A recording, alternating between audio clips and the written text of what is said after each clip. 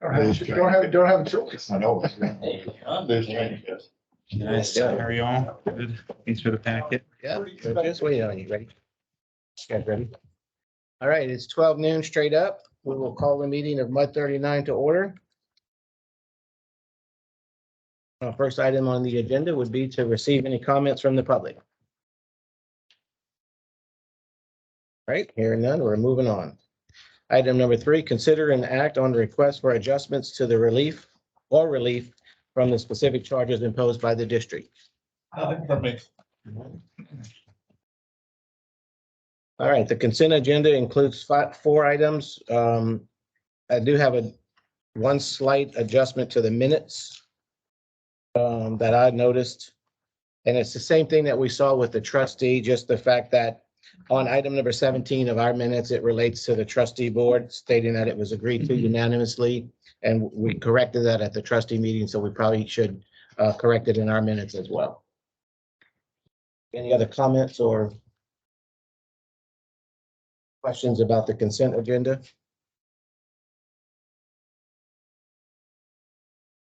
And then we'll entertain a motion to accept the consent agenda as presented. So move. Perfect. Tim. All right, we have a first and a second on the floor to accept the consent agenda as presented. All those signify by saying aye. Aye. Any opposed? Any abstentions? Motion carries with adjustments. All right, moving on to item number 8. Review the district's draft fiscal year 2022-23 operating budget and recommended water rate structure. So will that You be? should have, yeah, me and Maureen will take this one. All right. You have the copy of the draft budget along with the budget, what we call the budget memo. Kind of explains where the increases and decreases are, and then you should get a definition of all the line items and of the codes we use. A fee schedule for what we charge for construction, for tap fees, inspections, so forth. Tax admin fee schedule, there's fee schedule B, and then finally typical residential usage customer usage and price comparison for 2023 budget. Some of the highlights. Well, we did find an error. If you flip to the second page of the budget memo on the SJRA, not an error typing. SJRA bulk wholesale and mud retail water sewer sales, the last sentence, we're budgeting a residential sewer increase from 485 to 553, not 853. So, One of my questions. yeah, that was a just slipped through. Sorry about that. So preliminary forecast indicates revenue of 2.16 million and expense of 2.13 million for a net gain of about 30,000. We're estimating a 2% decrease in total revenues, a slight decrease in expenses compared to the 2022 budget. The SRA bulk water fee increase about 15% from 237 to 273. Sewer fee will increase about 14% from 45 to the 553. So we're budgeting for a residential sewer increase to 553 from the 453 that we're 485 that we're currently budgeted or currently charging. Surface water fee is what we call a pass-through fee. That is simply just a pass-through from the river authority through us to the customer. Because of the new blend, 50-50 blend, which we're budgeting up from 65-35 last year. It will be a slight increase, surface water fee to 320 from 303 last year. Adam's here to talk about your maintenance and debt service tax, but the good news is we got a tax decrease of about 2 cents this year, and he'll go into that. 18% decrease in purchase services. The admin fee is kind of a big number, big increase percentage wise of 30%, and a lot of it has to do with the decreases in revenues and the increases in expenses. Big couple of the big ones are the employee expense. If you remember, we budgeted percent increase for a new general manager, sort of a trainee, if you will. That's kind of a large number. Employee expenses of about 278,000. Legal fees, fuel, and software maintenance and licensing, that's another large 145,000. Your tax admin fees actually are decreasing 1615 to 1430. That's just kind of a short summary. There's no approval at the meeting today. It's just for review. Any comments that you've had since you've gotten the budget? Any questions? If you don't have any today, if you have some in the next 30 days, please email them to me and Maureen, or me, Maureen, and Jim, and we will reply at the next meeting, so everybody has the same answer to whoever's question was fielded. So with that, if there's any questions now that we can answer, now's the time. All right, well, we do have a few, and I know Jim and Ronnie probably are very familiar with this process, but the three of us are fairly new. So if you guys can bear with us for a little while, we won't take up a lot of time, because we know we're not voting on anything today, so we just need to get an understanding. But let me start with Kevin, I guess. Kevin, I know you had a couple of questions that you wanted to bring up. Yeah, there was a couple of things when I looked at the budget that I was kind of questioning around. One, for in talks of the administrative fee, the last thing we just went over, that software maintenancing and licensing is up 145,000. Is it a program that we're buying now that won't be here next year? So we would see a decrease, or is that an expected? I mean, that's a pretty big jump. That's why. The projected actual is higher, and some of it was due to adding on the portals from AMI Okay. this current year. Also, we budgeted, that category is where we put the Insight processing fees, which Tyler Technologies provides a website that our customers pay on called Insight, and they charge 85 cents per transaction. Okay. You can pass that on to the customer. We decided to absorb it. We budgeted 50%, but we absorbed 100%. Okay. It is higher than budgeted. We budgeted for next year some increases, they've all kind of increased their costs for portals and Mhm. software maintenance and licensing, everything. So that's Okay. it's a big category. Yeah. Yeah. It is. That's all in the admin fee as well. It's not what I feel that. Yeah, okay. For the maintenance, I know we're keeping the maintenance amount the same at 8 cents.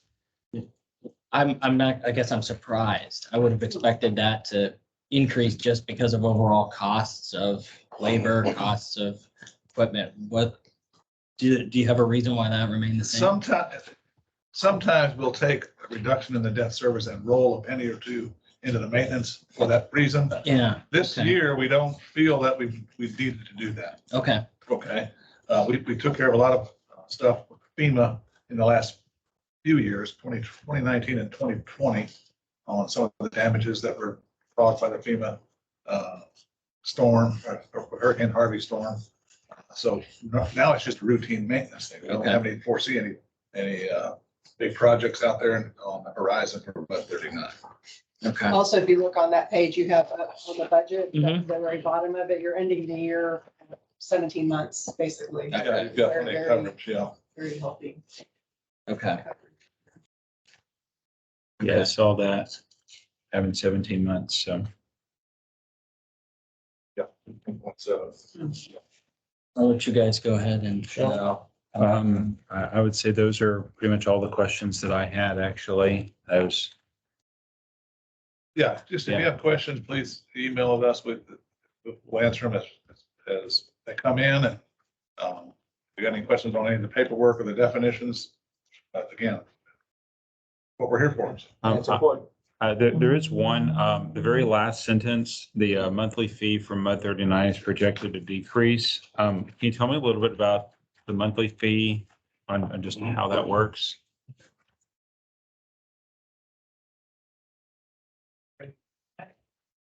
Tax admin fee. Is that a question you can field? That is. It's just not a topic I've ran across yet in the last 2 months or 3 months, and so I'm just not familiar with it. Yes, that's our department salaries, equipment for the department. It's a fee. Okay, is what it is. Has to provide the department. okay, It collects from all the districts Collects for all the districts.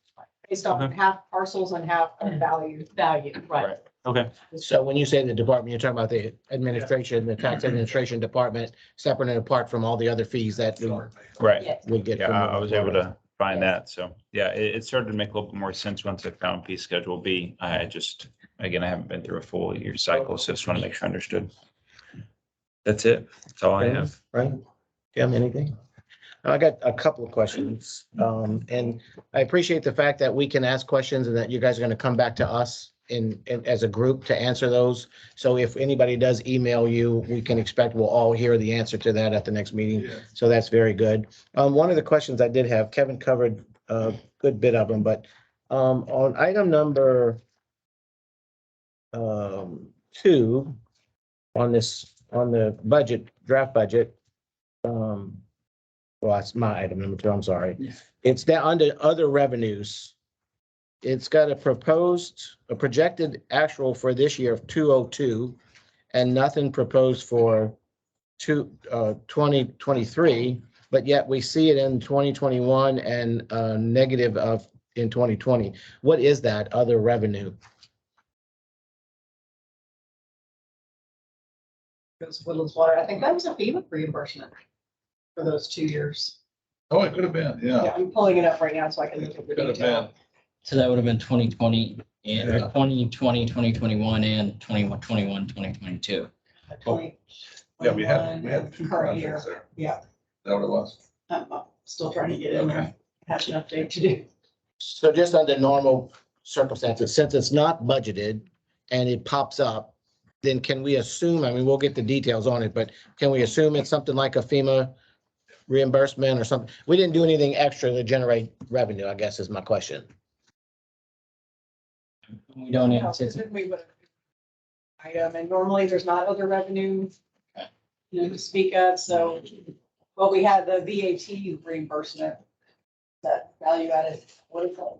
What was that again? The VAT reimbursement of 24,000. You had That was probably a judgment on that. Okay. Yeah. We did have 2 from the Texas Division of Emergency Management refunds. We also had a transfer from capital projects to cover AMI. And we don't anticipate that there's no way to budget for that essentially, right? We did budget for the AMR, well, probably not the revenue, no. Did that all occur just because of the hurricane? Yeah, we did 2 projects in your district. One, I think was what Kevin said, one was 2019, 2020 fiscal year, and one was 2020, 2021 fiscal Okay. year.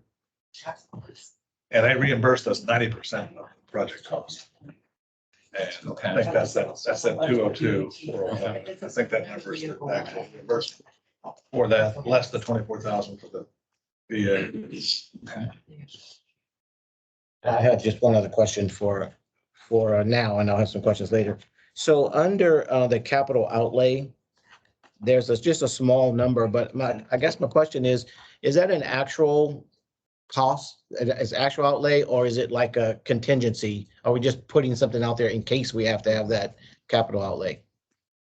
Those are no items coming up and they were budgeted. That was probably the final payment for, yep, it was the final AMI. And the VNC she was talking about, that's motor vehicles that, the dealerships pay to the county monthly. And if they overpay what their taxes are, then the district keeps the balance. That's what that is. That was about 25,000, it was quite large. And it doesn't happen all the time. We don't know from year to year what it's gonna be. Right. Hard to- Well, The Thank- inventory vehicle tax is what it is. all right, thank you very much for that. And I'm sure we will have other questions as we dig deeper in. We're not questioning you guys by any means, but again, we're new and we don't know what these numbers mean. So thank you for your indulgence. Go ahead, Kevin. service fee revenue, $15 per door hanger delivered. What is that? Those are the late notices that go out and they're done via door hanger. Okay. Prior to the cutoff 10 days. And we Okay. decided to pass that cost along to the ones that were receiving. Okay, them. So that makes we sense. cover the cost of the delivery. Makes sense. So my last question here, interest on the investments. It looks like based on what I see here, it went way down in 2020, 2021. Now and we budgeted for that to be low again, but it seems like it's back up to almost 15,000. Next year, we're budgeting 24,000. What is that We're from? targeting about 2%. I know the note on the budget worksheet still says one, Okay. because when I started this process, it was that low. Yeah. and It's not. Okay. So. So that's just because of rising interest rates, Correct. essentially. yeah, Okay, I'm gonna try to be a little conservative. yeah, Okay. that makes sense. This is what you get for getting 3 new board with financial jobs. Makes sense. This is what happens. Yes, thank you. Thank you. Anything else? Any other questions or? All right. So let's move on. Item number 9, and then we will revisit this next month, right? Okay. So and at that time, you're going to expect us to vote on the budget. Is that correct? All right. And the tax rate. All right. So item number 9, receive the financial advisor's recommendation concerning the district's proposed 2022 tax rate, determine the intent tax rate, and authorize. Is that going to be you, Adam? Yes, good afternoon. My name is Adam Cohen with Robert W. Baird. On page 14, you should have a memo followed by cash flow. I'll start off just by stating that this is a 2-step process. So today, all you're doing is authorizing publication of your total tax rate. And so next month, you'll actually have a public hearing, and then you'll adopt and levy that tax rate and break it out between your maintenance and operations portion and your debt service portion. You can always come down from that number next month from your publication number. You can't go up without republishing. So we always recommend you publish the highest rate you'll consider. You can always come down next month if you so choose. So just running through the memo really quickly, your January 1, 2022 certified value came in just over 747 million. That's almost 18% up from last year's 633.4 million. You can see some of our generic assumptions here, 98% tax collections. You have your debt service fund balance as of June 30th. We assumed interest earnings a little more conservative at 0.5%. And so last year, your debt service tax rate was 22 cents. And if you look at the cash flow, since this is probably the first time you guys are seeing this, I'll run through each column really quick and just explain what everything is. But anytime we look at setting tax rates, or if the districts need to go to the market to sell additional debt, we will show a cash flow so that you can see what that impact would be. So in this cash flow, if you look all the way at the left column, year ending, it's just calendar year ending. Just keep in mind that you're collecting taxes in arrears. So next month, you'll be setting your 22 tax rate, but you won't be collecting those funds until 23. So just keep that in mind. It's a sell off, so to speak. The second column is just your fund balance year over year. The next column, we're just assuming the fund interest on those funds at 0.5%. Moving over to the next populated column, prior year taxable value. You can see the 633.4 for 2021, and then the 747 for 2022. Next column just shows you the percent increase in growth year over year. We don't anticipate any future growth for purposes of setting your tax rate, since you're only looking at a snapshot in time of this year. And so the next column is your debt service tax rate. As I mentioned, you needed 22 cents to pay your outstanding principal and interest, but you can see at 20 cents, everything still works. Your next column, just your tax collections in that given year at 98% collections. Total funds available will just be the collections for that year plus your existing fund balance. Current debt service and total debt service are the same because you're not proposing any future debt. So that's your outstanding principal and interest on the bonds that are currently outstanding. Second to the right is your ending fund balance at every year after you pay that principal and interest. And then the last column is your debt service coverage. The TCEQ requires we maintain a minimum of 25% coverage of our following year's debt service. So you can see there, you're good.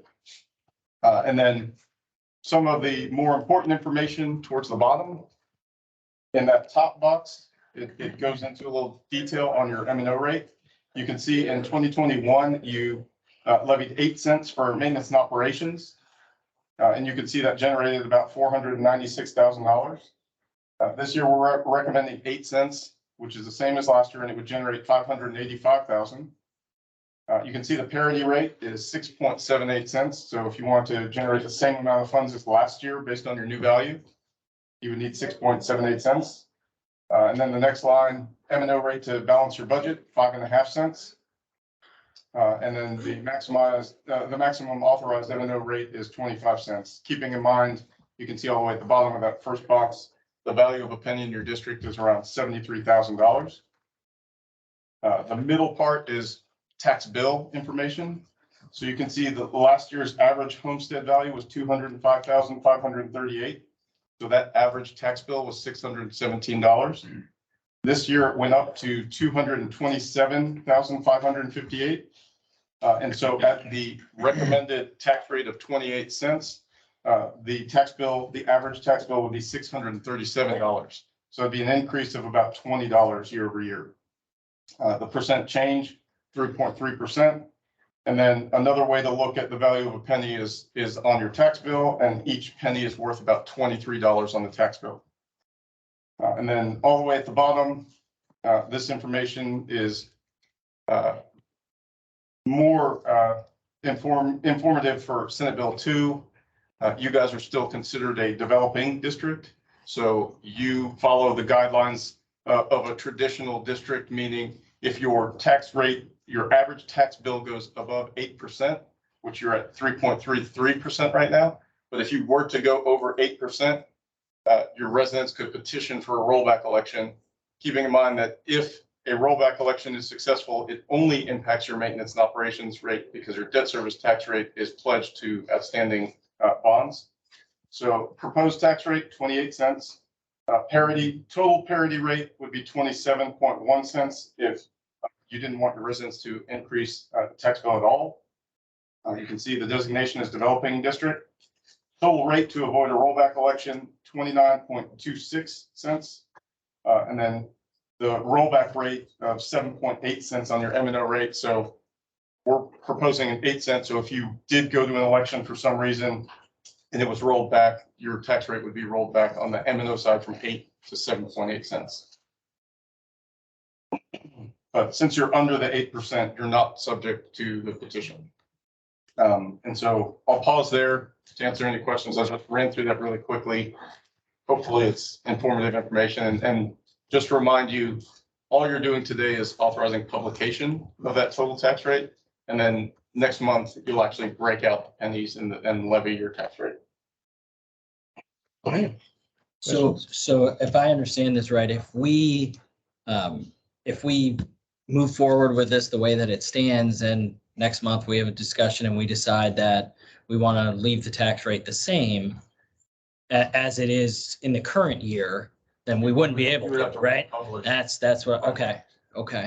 That was my If that is a consideration, I would recommend you publish the 30 cents. And that gives you the ability to have a discussion next month. Just keep in mind that at 30 cents, it moves your year over year average tax bill up to 10.64%. So if you were to levy 30 cents again, like you did last year, then the residents could feasibly petition for a rollback. That's what I wondered too. Okay. And if you were to include the 30 cents, so those extra 2 pennies would go over to your maintenance and operations, it would be rolled back anyway if it were successful. Because it went over the 8 cents. The 8%. 8%. Right. Okay. So you can, if you look at the bottom box, the second to bottom line, total tax rate to avoid a rollback election, 29.26. So if you were to publish 29.2648, you wouldn't be subject to a rollback election, or if you did 29.25, just to make it easy. But if you were to publish something like that or lower, then you would not have any issues regardless. Okay. So this is saying that if we did the 29-cent rate, that would give us the roughly 7.8%. No, that's, if you go over that 29 and change, and there was an election, and the election was successful, the result of that election would be to roll back your M and O rate to that 7.8 cents. Understood. Okay. So essentially, if we did go higher than the 29 change, if there was the rollback election, it could actually be even more of a cut with the rollback election. Okay, all right. Okay. I do have a question on this year's average homestead valuations. I'm not sure if this is the right topic, but it seems like that is kind of a hot topic in our county, that there's a lot of people, their values went up. There's also record challenges.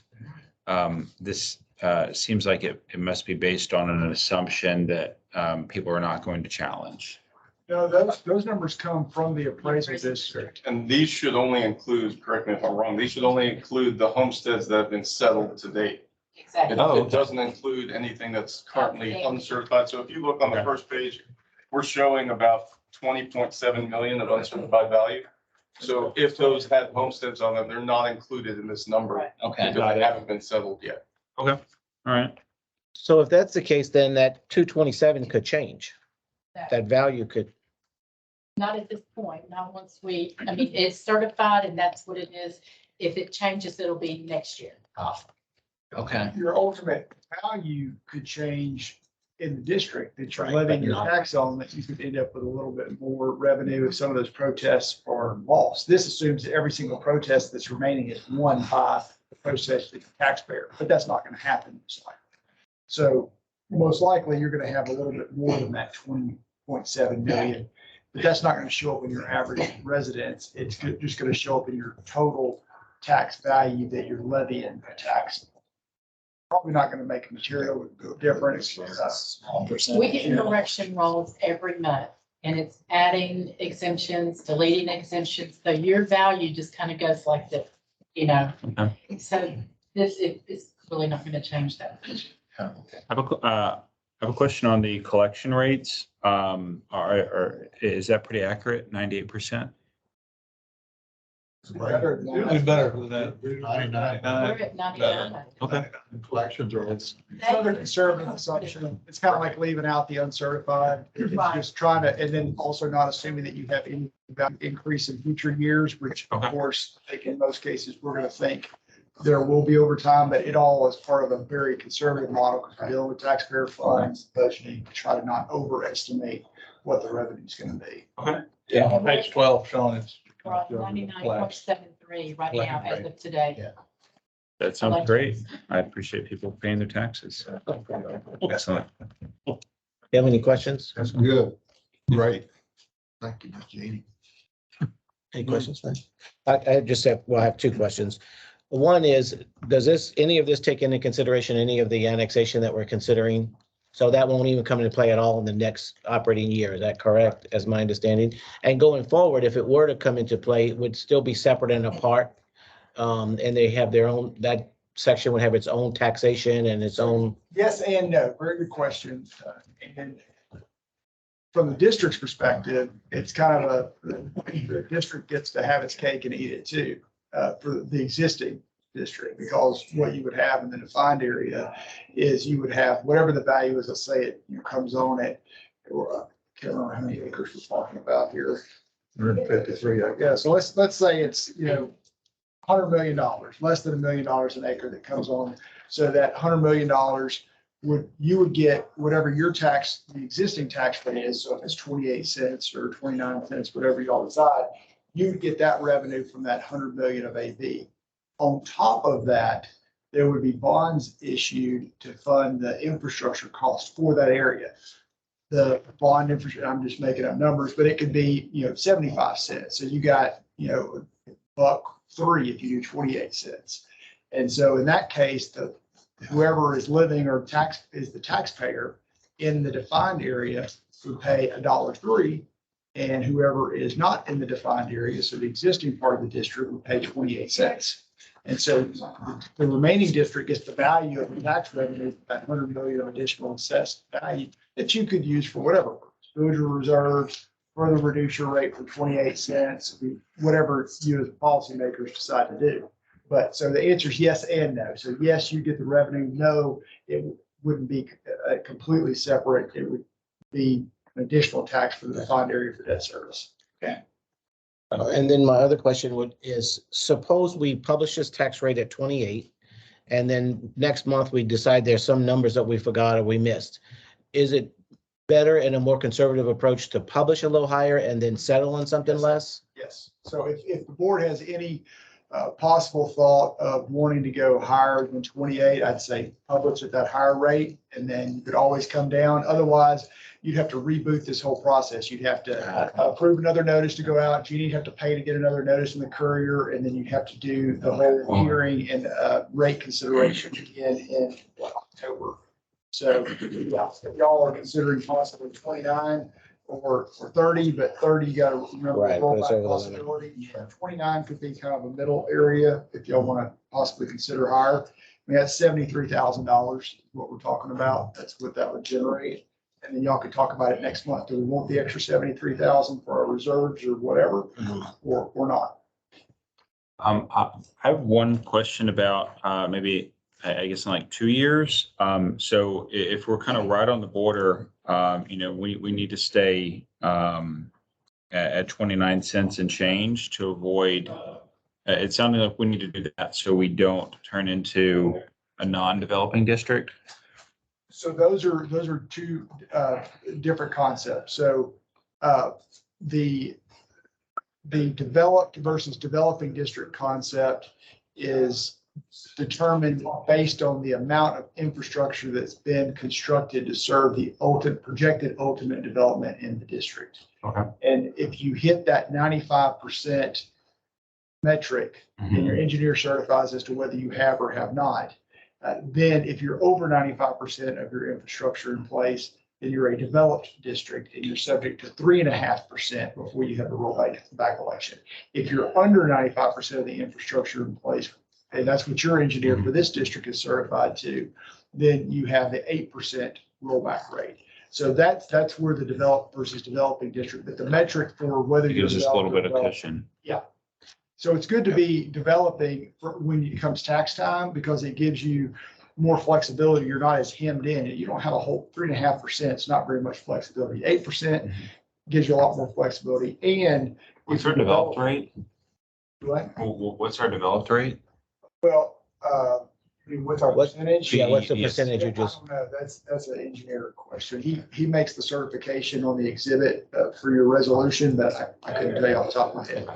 You're gonna be a good bit under that if we could do this annexation as well, because it changes every year. So you can be at one place one year, and then you annex this property, you could be at It'll drop. 85%, and then all of a sudden you go to 65% when you annex, which keeps you developing. That's kind of what I was wondering, because we're developing quickly, but if we add in a lot more property, and It's changed. yeah. And you can have districts that go back and forth. You can have a district that's Oh, a wow. developed district, and then they annex property, and then they revert back to a Okay. developing district. So that's why we have this resolution each year, because circumstances change from year to year. They can cause you to go one way or the other. has MUD 39 always been a developing district? Senate Bill 2's only been in place for a couple of tax cycles, so as long as y'all have been complying with this new law, you've been a developing district. So Adam, would it hurt your feelings if we considered publishing a rate of 29.25? Absolutely I not. mean, would that make sense from a conservative standpoint, that give us Seems a like little? this, Yeah, that's what I'm saying. Just give us a little breathing room to talk about it and to discuss it and make sure that we're on the right track. Yeah, absolutely. Okay. it seems like the safest bet. Yeah, I'm in agreement with that. Any problem from staff on that, or 29.25? Should be in the 7. 29.25 brings it to 7.95. And dollars increase. Dollars is $48.99. So basically $49 for the year would be the increase on a tax bill for an average home in your district, if you actually adopted that. It's not talking big dollars. So at the rate of 28 cents, And here it's $20 increase.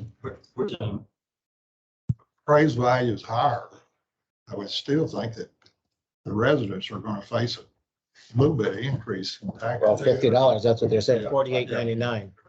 So it just depends on what your home is. Yeah, right, exactly. Yes. Okay, that, if you do the parity, it's How your $7. residents- How the residents would feel. $7.98 and 49.22 increase. So it's not much between the 9.25. Well, I'm just thinking, just for conversation's sake and give us a little breathing room to think about it and learn about it. I'd rather us publish a little bit higher now and then come at the 28th and publish 28, and Kevin gets up out of the shower tomorrow morning and says, man, I wish I would have thought about this. And we didn't talk about it. So, yeah, we could absolutely Oh. consider a motion. Think about this a lot in the shower. Still showers. Well, I don't know. We just need a motion to authorize publication of the notice in the Courier at 29.25. I'll make that motion. Second. Kevin and Sean. All right, so we have a motion on the floor and a second to publish the rate of 29.25. All those in favor signify by saying aye. Aye. Any opposed? Motion carries. Thank you. Thank you, Adam. Brian. I realize we ask a lot of indulgence here, and I appreciate you guys working with us on this. Thank you. 1 second, grab a drink. Sure.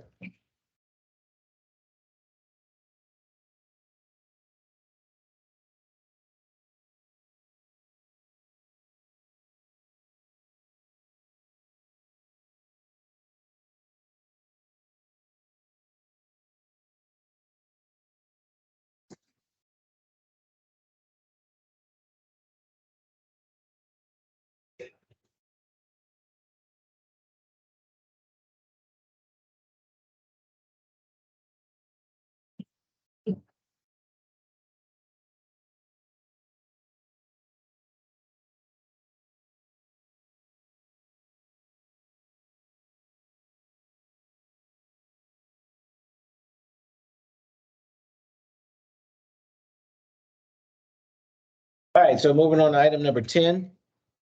Receive the Sanchez Central River Authority Woodlands Division report, including an update on the wastewater strategic plan and an update on the infrastructure funding. Is that you, Chris? Partially. We do not have an update on the infrastructure funding. There's been no development, but Dan's going to cover the strategic. All right, Dan? Quick update on wastewater strategic plan. In your packets, I believe it's page 36, is a meeting summary from one of our progress meetings at Perry and our consultant. That took place on July 27th. It gave us a chance just to touch base on where we're at in the study, make sure everybody understands the path forward and what alternatives have been shortlisted, et cetera. But the bulk of the discussion was really on path forward for the cost analysis, where we shortlisted these alternatives down. How do we want to go about developing the life cycle costs, O&M and capital? What assumptions go into those? Are we looking, what do we do for inflation? What do we do for looking at what metrics and how we present that to the stakeholders in the mud, whether it comes down to, right here would be the bond financing or debt service over a period of time. Here would be percent impact to, a customer's rate for wastewater services. So how do we want to pull all that together so we're able to compare these, but, clearly convey that to the stakeholder group. So that was a bulk of the discussion on how we want to do that. We have met with financial advisors too, to start discussions with them on what is the best way to present this. Also keeping in mind that, the wastewater side is just one piece of it. We have hundreds of millions of dollars in the future coming on the water side. So trying to be transparent to the group on the long-term outlook for Woodlands infrastructure and being able to bring everything to you guys so you can and see the full picture. So that's coming up. A couple other items that have come up in previous MUD meetings this week. One being the next stakeholder meeting is not till November 8th. It was mentioned that is election day. So it has been requested to move that stakeholder meeting, which we are looking to move it up to the week prior, probably like November 2nd. But Sean, you'll see some information coming from us on moving that meeting in November. Perfect. Yeah, I was a little worried about it. It seemed like that was pretty far off. So, well, that's the second point I got. So the first one, we're probably gonna move that meeting up a week. The second feedback we got from some other stakeholder members is the long time between the July stakeholder meeting and the November. So it has been requested that we try to find a time, maybe late September, to set up kind of an interim stakeholder meeting. And there's been a few suggestions on things that we could discuss as a group at that point in time. So again, if anybody, so Sean, you'll hear about that, but collectively, if there's something that we could put on an agenda for that interim meeting, it may be good, please provide us feedback, myself, Chris, Summer, we can do that because we may not have all the numbers and final cost estimates that we were planning to present in November, but we may have things like, all right, well, here's our approach and here's some of the assumptions. What are y'all's thoughts on that? We've got requests on, can we do a deeper dive in the membrane bioreactor technology to fully understand the differences between conventional and that more advanced treatment method, pros and cons benefits. So if you think of anything else, shoot us an email so we can kind of put together that. I think that's all I have. Any questions? One, this may be an overlapping question. So you talked a minute ago about the cost and when you're going to present that to the stakeholders and so forth. So once that's decided, how much lag time or lead time, I guess, would we, the districts, have before we have to incorporate it into budgets? And I know you guys have all that worked out. I'm just trying to think about that in my head. So the plan is November stakeholder meeting, present what we have in terms of cost estimates and comparing the shortlisted alternative. Just as a reminder, the way it's currently laid out, cost is 92% of the weighted evaluation. So, I think another topic would be revisiting those weighted evaluation criteria stakeholders want to. That would be presented in November, further presented at the following MUD meetings. We would have time to discuss. There is after November, we have is it December or January? Stakeholder. So it's January. Let me double check.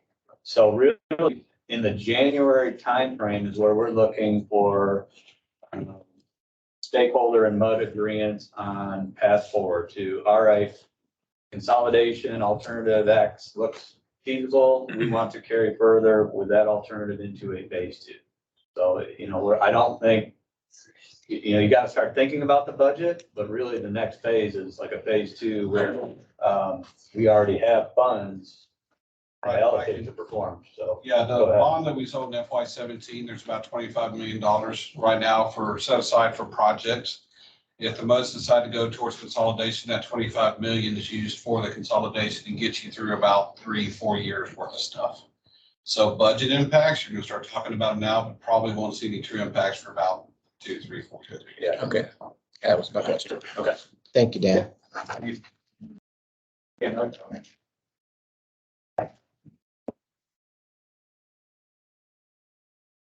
All right. Moving on to item number 11, receive the attorney's report. No general legal matters to discuss with y'all today, so that's good. I do need to cover item number 12, if you don't have any general questions for me today. Question? Item number 12, we did finally hear back from the city. So we've been pestering a little bit to try to move this deal forward. I did hear from their staff person, it was yesterday, that our application is finally moved up toward the top of the list, and she's going to try to get us on a council agenda sometime in September. You may have seen in the Courier, there's a lot of political drama going on at city council right now. So I don't know how much that's going to gum up the timeframe to get us up in front of them for approval, but cross our fingers for September. Oh, that's it. For the city council, is that something that we go forward or you or who? No, I'll probably go, and unless she tells me that I don't need to, their community or economic development person usually makes the presentations for particular requests for annexations or creations of districts.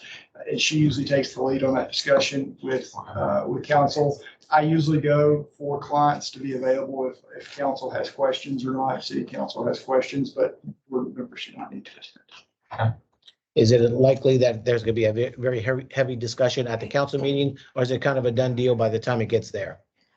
In general, That's not this. usually their staff do a very good job of vetting the project. I mean, they can't have, open discussions. They have subject to the same Texas Open Meetings Act items as we are, but they try to do their diligence before bringing it to council so that, so that everybody's prepared. But you never know. It's like comes before any governing body. You never know. But this, I would think, would be a pretty low importance. low importance item because we're already subject to a regional participation agreement.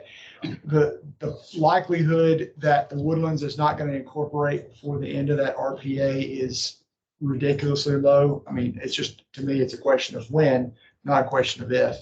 And the whole activation of the strategic partnership agreement and the possibility of the city annexing the area of MUD 39 would only occur if Conroe if the Woodlands didn't incorporate. So I think everybody recognizes that, which makes it I would think, make it a low interest item. Okay. But who knows? You never know till you go. Other than the upheaval that's going on over there, do you see any stumbling blocks going forward with this? On a typical deal, no. The only thing is if there's a hang up about the reconciliation internally there between the RPA and this proposed strategic partnership agreement, just because it's not the plain vanilla cookie cutter deal, we had to add language to reconcile the concept of the existing RPA with the strategic partnership agreement. And that's the only real nuance about this deal versus a plain vanilla annexation by MUD that to me would make this get hung up. Okay, thank you. Any other questions? Thank you, Brian. All right, item number 13, receive the general manager's report. Mike? And so first I'd like to introduce John Geiger. John has been with us a couple of weeks now, and he comes to us from the Woodlands Township as a former environmental services manager. John's replacing Daly as our education and outreach coordinator. So been around a long time, lived in the Woodlands a long time, well-known, and so we're happy to have him.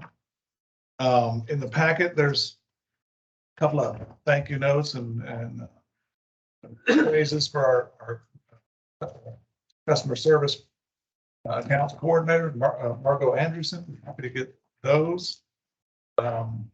Some data in there and some articles on the Bear Branch Drainage Improvement Project, which we'll be talking about at the 3 o'clock meeting with MUD 67. And that's really all I've got. Just a Jim update. He is at home. He's doing physical therapy every day. Has not been released to drive. So he pops in every, for an hour or two a week just to get caught up. But he's getting better, just taking a while. He had L1 through L5 fuse, and it's gonna take some time. Give him our best. Yep, will do. There's your questions if you have anything else in the report. Questions? All right, moving on. Receive the Woodlands Water Trustee Report. That's in your packet. Mike, you want to take that as well? Sure. Not a whole lot, pretty good notes in there. The only thing that maybe you might be interested in is the AMI. We did get back starting last week with AMI installs to get us to the finish line.